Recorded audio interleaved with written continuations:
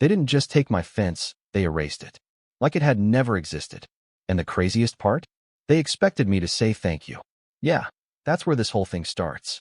It was a Monday morning, quiet, the kind of quiet you only get when the world hasn't fully decided to be annoying yet. I walked out back with a bag of dog food in one hand, coffee in the other, still half asleep. And then I just stopped. Like my brain refused to process what my eyes were seeing. Because where my fence should have been, 150 feet of old, sturdy, perfectly fine wooden fence, there was nothing. Just open space. No panels, no rails, nothing. Just these sad little posts sticking out of the ground like broken teeth after a bar fight. Clean cuts too, like someone had come in with tools, with a plan, with permission they definitely did not have. And right there, zip-tied to one of those posts, flapping like it owned the place, was a laminated notice. Of course it was laminated. HOA loves lamination. I walked over, already feeling that slow burn in my chest, and I read it. Non-compliant fencing removed. Replacement pinning with HOA-approved materials. Non-compliant. I actually laughed out loud when I read that, not because it was funny, but because it was so absurd my brain didn't know what else to do. That fence had been there for over 30 years. It wasn't new, it wasn't pretty, sure, but it worked. It marked my boundary, my land, my 1-acre slice of peace that existed long before their polished little subdivision popped up next door like a plastic smile. But apparently, my weathered wood didn't match their curated aesthetic. Apparently, my property became their design problem. So they solved it by removing it. Without asking, without notifying, without even pretending to care. I called the HOA president. Well, technically she calls herself the community director, which should have been my first red flag.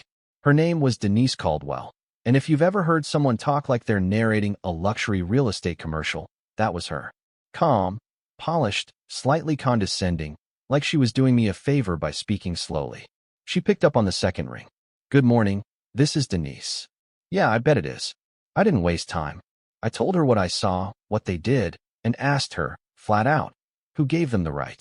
And here's the part that still gets me, she didn't deny it. Not even a little.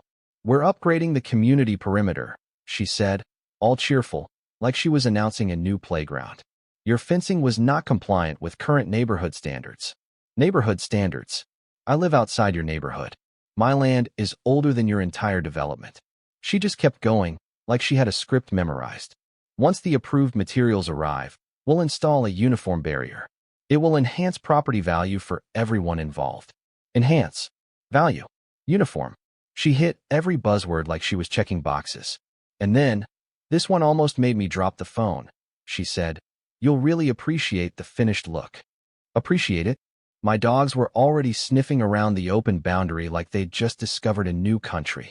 One of them bolted halfway toward the golf path before I even realized what was happening. My property line wasn't just a line anymore. It was an invitation. Anyone from their side could walk right in. No gate, no barrier, no warning. And I'm supposed to appreciate that? I hung up before I said something that would have gotten me in actual trouble. The rest of that day, I spent it pacing, back and forth along that empty line, staring at those cut posts, trying to wrap my head around the level of audacity it takes to remove something that isn't yours and then call it an upgrade. And here's the thing. This wasn't just about wood and nails. That fence meant privacy. It meant control.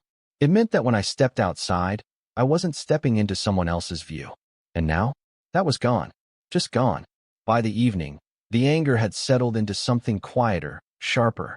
Not explosive, focused. And that's when I noticed something I hadn't really paid attention to before. Their clubhouse. The pride and joy of their little HOA kingdom. Big, modern, all glass and steel, sitting just beyond what used to be my fence line.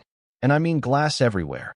Huge tinted windows stretching across the entire back wall, facing directly toward my property. I'd never cared before, because my fence blocked most of that view. But now, there was nothing between us. No barrier. No filter. Just a clear line of sight from their event space, straight into my backyard. And I stood there, looking at those windows reflecting the sunset, and something clicked. Not anger. Not exactly. More like clarity.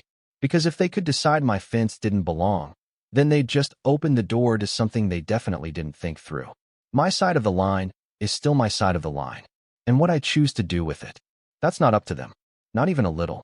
And that's when the idea started forming. Slow at first, then faster. And by the time the sun went down, I wasn't pacing anymore. I was planning. All right, let me pause the story for a second, because this is where things get interesting, not just emotionally, but legally and psychologically too. Because what they did, that wasn't just rude, that was risky. According to standard procedure in most HOA-governed communities, an association's authority stops at its own boundaries. They can regulate what homeowners inside the community do, paint colors, fence styles, landscaping. But stepping onto someone else's property, especially someone who isn't even part of the HOA, that's a whole different game.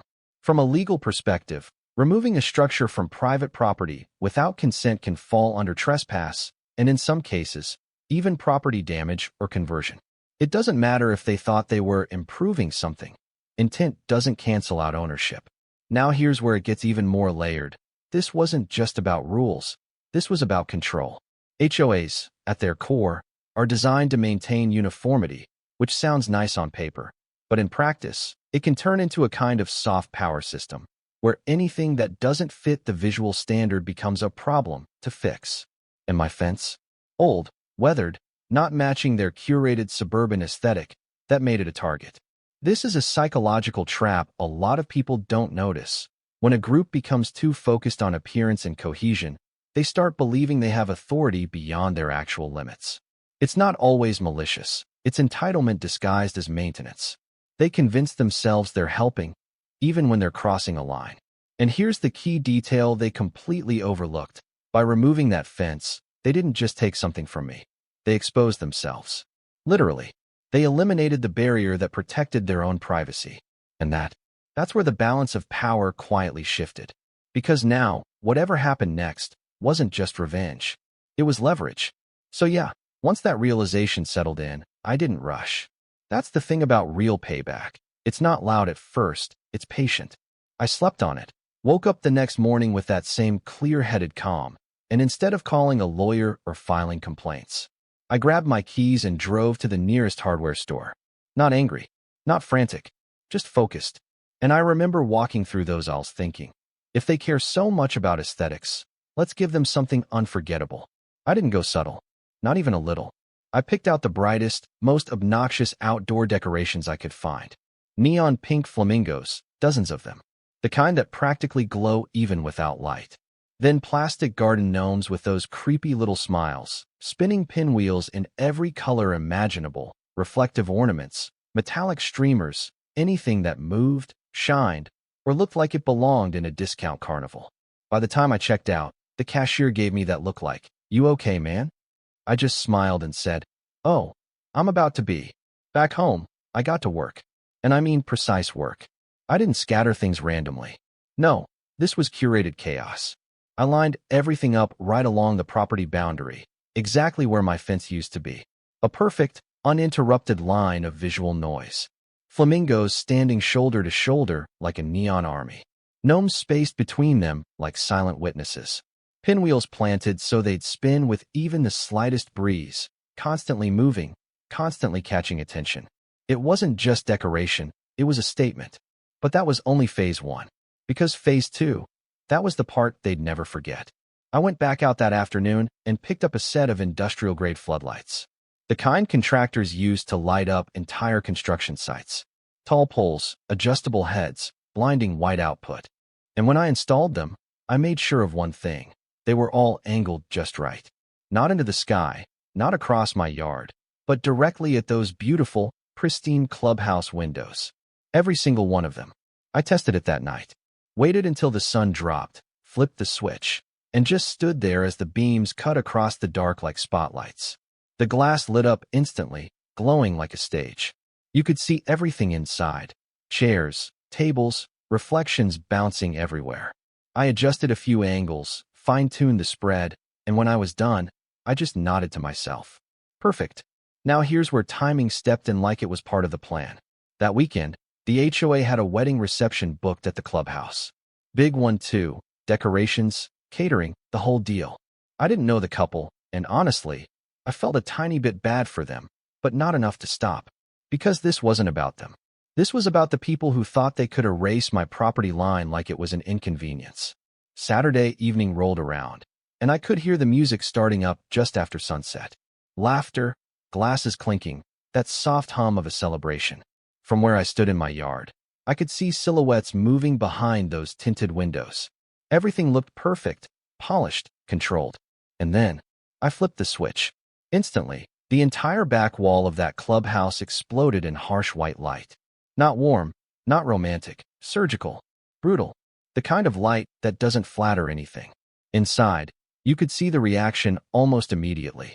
People turning, shielding their eyes, confusion spreading like a ripple through the room. The DJ hesitated. Someone tried to close the curtains, but here's the thing about curtains, they're not designed for war. The light punched right through them. Every photo taken that night, washed out, overexposed.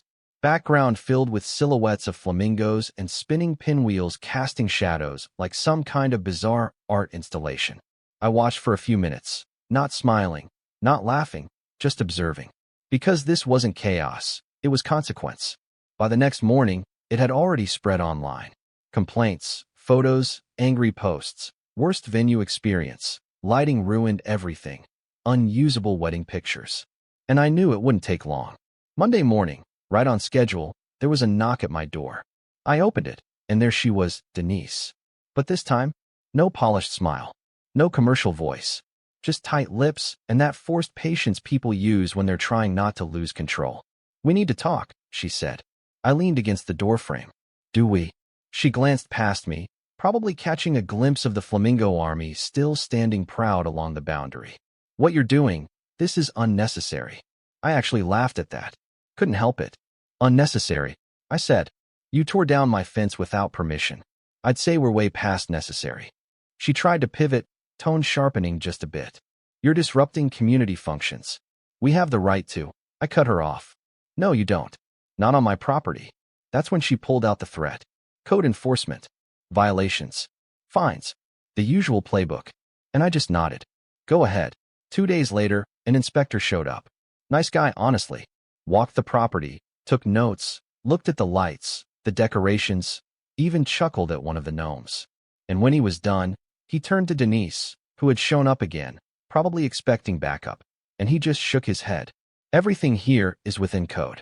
Lighting's on private property, no direct ordinance violation. Decorations? No restrictions." I could see it in her face, that moment when the script stops working. When the authority you thought you had just isn't there. And from that point on, things unraveled fast. HOA members started complaining, not about me, but about her, about the board. Because now every event at that clubhouse came with a side of blinding light and neon chaos. Pool area? Lit up like noon at midnight. Evening gatherings? Forget ambience. And the photos? Oh, the photos. Flamingos in the background of everything. Birthdays, anniversaries, corporate events, doesn't matter. There they were, watching. A week later, she came back. Same porch, same spot, but completely different energy. No script this time, just a folder in her hands and a very simple question. "What will it take to fix this?" And I didn't hesitate, because I'd already thought it through. "You rebuild my fence," I said. "Exactly how it was. Your expense." She nodded slowly, like she expected that part. "And 12,000, I added. "For trespass, damages, and the time you cost me." That one hit harder. I could see it. But I kept going. "And a written agreement. Signed. That you and your HOA will never interfere with anything on my property again. Ever." Silence. Just the sound of those pinwheels spinning in the background. She looked at me for a long second, then down at the folder, then back up. And finally, she nodded. No argument. No negotiation. Just acceptance. By the end of that week, the fence was back. Same height, same style, same imperfect wood that suddenly didn't seem so offensive anymore. The lights came down. The flamingos disappeared mostly. I packed them away, cleared the line, restored the quiet. But I kept one. Just one flamingo. Planted right there by the boundary. Not for decoration, for memory. Because sometimes, the only way to deal with people who ignore your boundaries is to remind them exactly where they are. So here's the part nobody really talks about when it comes to stories like this. It's not actually about revenge. I know that's the entertaining angle. That's what makes people click, what makes it feel satisfying. But if you really sit with it for a second, what happened here was something deeper. It was a boundary test. And more importantly, a response to a boundary being ignored. Because the truth is, situations like this happen all the time, just in quieter ways. Someone pushes a little too far, assumes a little too much authority, makes a decision that isn't theirs to make. And most people, they either fold or they escalate too fast and lose control of the narrative. What made this different, what made it work, was restraint. That moment when I realized I didn't need to fight them on their terms. I didn't need to argue policies or sit in meetings or try to out-bureaucracy a group that literally runs on paperwork. I just needed to understand the rules better than they did. The lesson here is, power isn't always about force. Sometimes it's about positioning. They thought they had control because they had a system, a structure, a set of standards. But what they didn't account for was the edge of that system, the place where their authority stopped and mine began. And once they crossed that line, they gave me something most people never realize they have: leverage. Now let's talk about the psychology for a second, because this part matters more than people think. Groups like HOAs often operate on perceived consensus, meaning, if something looks out of place, it becomes a problem not because it's harmful, but because it disrupts the visual agreement everyone's silently bought into. This is a psychological trap. People start enforcing norms not because they're necessary, but because they're expected. And when that mindset goes unchecked, it creates this quiet entitlement. This belief that maintaining order justifies overstepping boundaries. That's exactly what happened here. They didn't wake up thinking, let's trespass today. They thought, we're improving the neighborhood. And that's how lines get crossed without anyone stopping to question it. But here's the flip side, and this is important. Just because you can push back doesn't mean you always should the way I did. From a legal perspective, I stayed within my rights. Everything I installed, every light, every decoration, it was compliant. But it was also disruptive. Intentionally. And that kind of response, it works, but it comes with consequences. Social ones. Reputational ones. You become that neighbor. The story people tell at meetings. The example they use when they want to justify tighter rules next time. So if you're ever in a situation like this, you've got to ask yourself, what outcome do you actually want? Do you want resolution, compensation, or do you want to make a point? Because those aren't always the same path. In my case, I wanted all three, and I was willing to play it out to get there. But not everyone should. Sometimes the smarter move is quieter. Documentation, legal notice, a well-placed letter from an attorney that shuts things down before they escalate. Other times, you let people feel the weight of their decisions. You reflect the problem back at them until they can't ignore it anymore. And that's really what this was. I didn't create chaos, I redirected it. I took the inconvenience they handed me and made it visible, unavoidable, impossible to dismiss. And once it started affecting them the same way it affected me, suddenly, conversation became very easy. So if there's one thing I'd want you to take from this, it's this: know your boundaries, not just physically, but legally and psychologically. Understand where your rights begin and where someone else's authority ends. Because the moment you understand that line, you stop reacting and you start choosing your response. And that shift, that's where real control comes from. Not loud, not aggressive, just deliberate. Anyway, I'm curious what you think. Was this justified, or did it go too far? Would you have handled it differently? Drop your thoughts in the comments. Because honestly, these situations are never as simple as they look from the outside. And if you've ever dealt with an HOA or any group that thought they had more control than they actually did, I'd really like to hear your story.